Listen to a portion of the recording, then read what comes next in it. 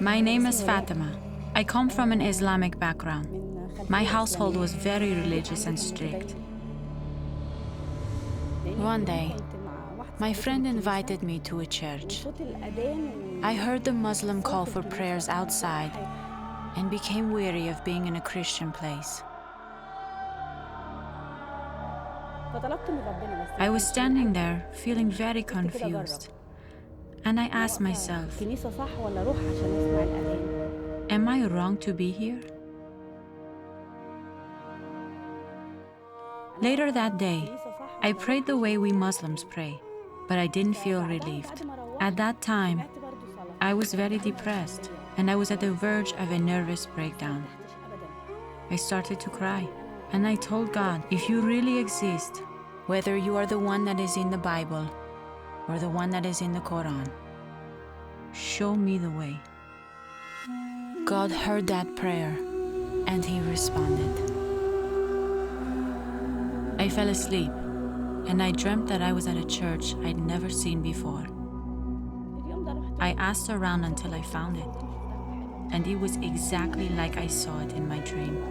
So I just walked in and sat down. I didn't know how to pray, so I opened the Old Testament and started to read. And then I felt a slight change in my life, but it wasn't the change I needed. My family found a photo of the church I had visited from my dream. They would say things like, "You're not allowed to leave the house." They would also say, "It is allowed for us to kill a deserter." It continued till the day I left, and the Lord opened the door for me. Someone that I knew told me of someone's house that I could stay at. One day, I was watching the TV, and I saw Leading the Way. A number came up on the channel, and so I called. Brother Noor picked up my phone call. I told him about my situation, and he told me to meet him. We met at the church.